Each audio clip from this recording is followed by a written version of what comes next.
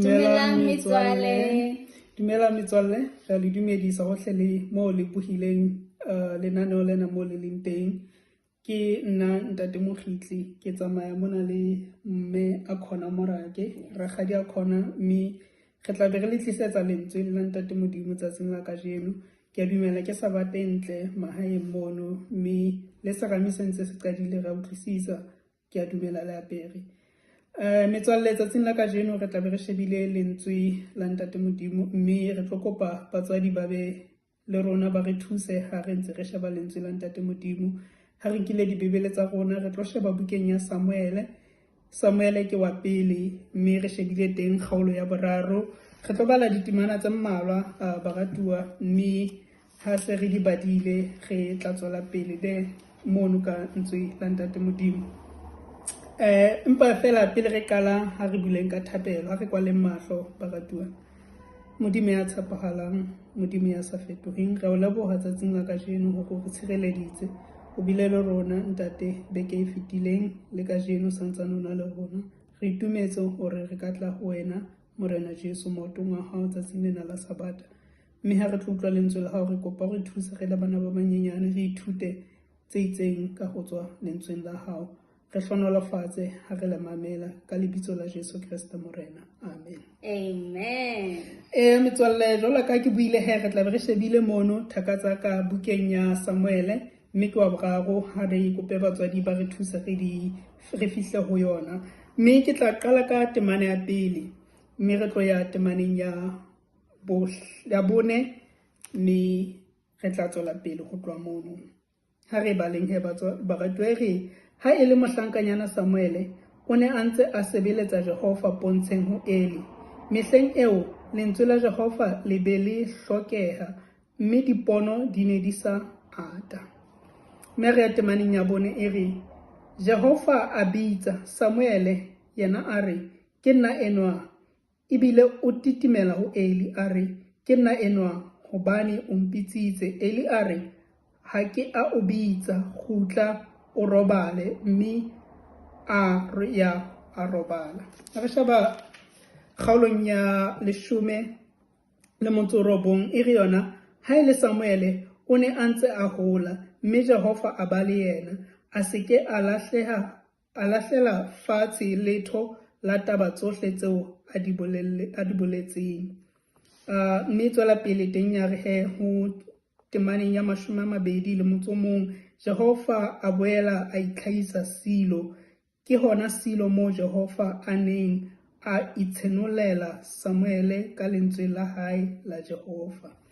Re leboha, mme Morena a hlonolofatse lentswe. So metswalle, mona re ithuta ka mohlankana Samuele, mme rakgadi Akhona o tla ba re bontsha mona. Ho thwe Bibele e re bolella bukeng ena ya Samuele ho nona le mme Hana, mme mme Hana e ne le mme wa Samuele, mme o na rapetse Modimo ka nako e telele hore a mo nehe ngwana, mme Modimo a mo fa mohlankana Samuele. Jwale Samuele ha hola a ya lo dula le ntate Eli, mme ha dula le ntate Eli, Samuele bosiu ha a robetse bakeng sa hae. Ya ba Jehova o bua le Samuele, a utlwa lentswe le reng Samuele, ya ba o a tsoha o ya ho ntate Eli. Ya mmona ke yona mme a khona mo bontsha.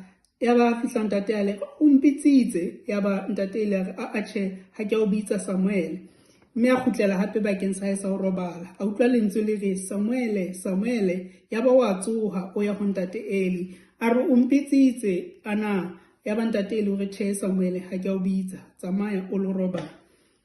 Samuele a robala bakeng sa hape, a kgutla a utlwa lentswe le reng Samuele, mme ntate Eli ana itse ho yena Samuele ha utlwa lentswe leo o re ho Jehova, ya Jehova ke o mametse, bua le mohlanka hao. Mme Jehova a bua taba tsa hae ho Samuele, a mo bolella tsohle tse a tlo di etsa setjhabeng seno sa Israele, mme le hore o tlo ahlola ntlo ya ntate Eli. Ya ba Samuele o fetisa taba tsena ho ntate Eli, mme Jehova a phethahatsa taba tsa hae. Ha Samuele a ntse a hola jwalo ka re utlwile, ya ba o a hola e ba mohlankana a sa le moholo, mme Jehova mo bitsa hore ebe moprofeta wa setjhaba sa Israele. Re a leboha ha mme khona re bontshitse tsona baratuwa. Sena se re ruta metswalle ya ka hore Jehova morena wa kgona hore a bue le batho kapa le setjhaba sa hae ka bana. Ra hopola he morena Jesu ha bua o re le sang bana ba tle go nna hobane mmuso wa mohodimo kwa ba jwalo ka bona. Sena se re bolella hore Modimo o rata bana ka tsela e makatsang, mme Modimo o ka sebedisa bana ka tsela e makatsang. Re ithutile hore itse ha Samuel a ntsa hola mona, Modimo a fetisa molaetsa oo a na batla hore ntate Eli a lokise ntlo ya hae, mme ho lokisa ntlo ya hae ho no tlo loka setjhaba sa Israele. Ka morao Jehova a hlole ntlo ya ntate Eli, yaba o sebedisa Samuele hore Samuele ebe moprofeta wa setjhaba. Mona re ithuta he baratuwa hore ha ele hore re mamela melao ya ntate Modimo, a ka kgona hore ha se re hodile a re sebedise. Se re ruta hore baratuwa ha re le bana ba banyenyane, Modimo o na le sepheo ka maphelo a rona, mme Modimo a ka kgona hore a re sebedise ha re se re hodile. Jwale ke a le kopa baratuwa hore hohle mo le leng teng, le ha ele hore ho etsahalang, le dule le rapela ka mehla, hobane mohlomong Jehova ke ba bua le rona jwalo ka hana buile Samuele, empa ha re rapela Jehova o kgona ho bua le rona, mme a ka kgona ho re sebedisa. Jwale ha re etseng ka mehla yohle hore re mamele melao ya ntate Modimo, mme re ikokobeletse yena, re hlomphe le batswadi ba rona hore Jehova se re hodile a re sebedise. Samuele ne le mohlankana la rapellwa hore a hlahe, mme wa hae a hlonolofatswa ka mohlankana, mme yaba o mo behela hore ebe mosebeletsi wa ntate Modimo. Mme le ho holeng wa hae yaba o latela melao ya batswadi ba hae, mme Modimo a mo sebedisa ka tsela e makatsang. Ha re dumeleng moya o halalelang o re sebedise. Pala ya rona e tlo fella mono metswalle ya ka, mme ke a dumela hore re ithutile hore ka nako tsohle re tshwanetse re utlwe lentswe la Jehova, re hlomphe batswadi ba rona, mme ha re etsa seo Modimo o tla re sebedisa ka tsela e makatsang. Ha morena re hlonolofatse sabateng ena, mme re tswele pele ho mamela lentswe la ntate Modimo. Re leboha haholo, mme re a leboha le rakgadi a khona ka ho re thusa hore re bone ditshwantsho tseno ha re rapeleng he baratuwa.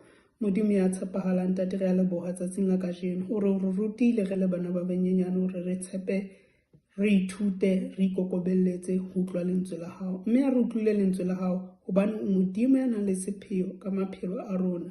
Re tla hola re be seo o batlang re be sona lefatsheng le ka kwano. Ka hoo re a kopa moya o halalelang kena dipelong tsa rona re le bana, mme o re sebedise hore re tle re sebeletse mmuso wa hao. Tsena tsohle re a di leboha lebitsong le matla la mopholosi Jesu. Amen. Amen. Re lebohile motswalle, le saleng hantle. Hantle. Re leboha.